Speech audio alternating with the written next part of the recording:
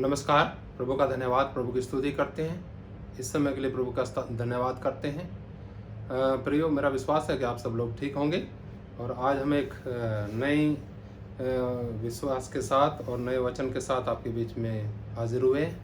और आज का वचन विशेष करके आपकी चिंताओं को संबोधित करेगा। हम सब इस समय ऐसा समय है अपने बच्चों के बारे में अधिक चिंतित हैं, क्योंकि जैसे जैसे बच्चे बढ़ते हैं शरीर में तो उनको आत्मा में भी बढ़ना चाहिए।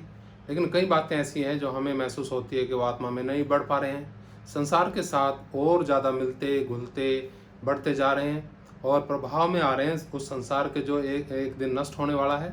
तो आइए हम प्रभु की वाणी में जाएंगे और देखेंगे परमेश्वर के वचन को, प्रभु का वचन क्या कहता है।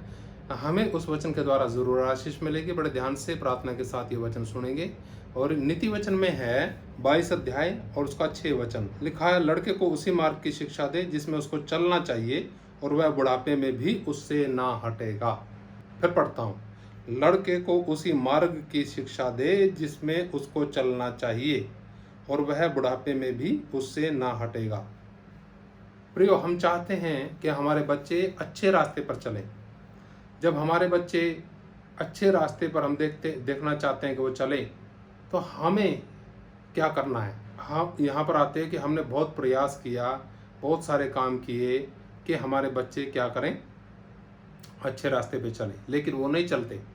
कारण क्या है? हमें अपने आप को जांचने की आवश्यकता है। हम अपने हृदय की गहराइयों में जांचें कि हमारे मन की इच्छा क्या है और हमारा व्यवहार किस प्रकार से है। अगर हमारा व्यवहार प्रभु के वचन के अनुसार है, हमारा मन प्रभु के वचन के अनुसार है, तो बच्चों के ऊपर उसका प्रभाव होगा। अगर हम चाहते हैं बच्चे अच्छा चलें लेकिन हम खुद ही सही नहीं चल रहे, तो बच्चों पर कैसे प्रभाव होगा। तो कई बार हम सोचते हैं कि ये चल क्यों नहीं पा रहे हैं सही। तो ये मुख्य बात हम यहाँ पर सीखते हैं कि लड़के को उसी मार्ग की शिक्षा दे जिसमें उसको चलना चाहिए। आप क्या सोचते हैं? आप परमेश्वर पर पूरा भरोसा रखते हैं? अगर आप पूरा भरोसा रखते हैं तो उसके वचन के अनुसार बच्चों को शिक्षा देनी चाहिए, ताकि बच्चे एक दिन जब आए, वो वचन इतना उनके मन में जड़ पकड़े कि एक दिन जब आए, परिस्थितियाँ आए, हालात आए, बहुत सारी चीज़ें गिराने के लिए आए, लेकिन वो वचन उनकी मदद करेगा। जैसा प्रभु का दास कहता है, संत दाऊद कहता है कि मैंने तेरे वचन को अपने हृदय में रख छोड़ा ताकि तेरे विरुद्ध पाप न करूं। प्रियो, ये वचन को अधिक अधिक अधिक अधिक अपने हृदय के अंदर बसने दीजिए और बच्चों पर भी उसका प्रभाव होगा। बच्चों के हृदय में भी वचन जाएगा प्रभु का और फिर ये वचन उनकी मदद करेगा, सहायता करेगा। और हम प्रार्थना करते हैं कि आपके बच्चे सही रास्ते पर, प्रभु के रास्ते पर चलने पाएँ। इस भौतिक संसार के अंदर संसार का बड़ा असर होता है बच्चों के ऊपर। एक और वचन पढ़ते हैं, लिखा, लड़के के 15 वचन है, लड़के के मन में मूढ़ता की गांठ बंधी रहती है, परंतु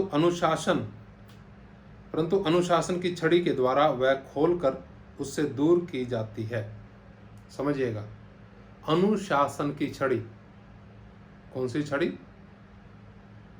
खुद भी अनुशासन में रहना हमें, ताकि हमारे बच्चे शुरुआत से ही सीखें कैसे अनुशासन में रहा जाता है। मूढ़ता, मूर्खता मन के अंदर है, वो कैसे निकलेगी? जब आप अनुशासन में चलेंगे और बच्चे को भी अनुशासन सिखाएंगे। प्रभु का धन्यवाद। हम प्रार्थना करते हैं आपके बच्चों के लिए।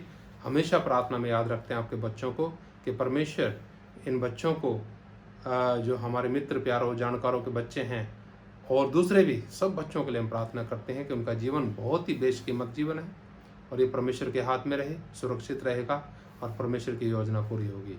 हमेशा प्रार्थना करते हैं, करते भी रहेंगे। प्रभु आप सबको बहुत आशीष दे। नमस्कार। मारनाथा, प्रभु यीशु मसीह बहुत जल्दी आने वाले हैं और हम सब आत्मिक तौर से तैयार रहें।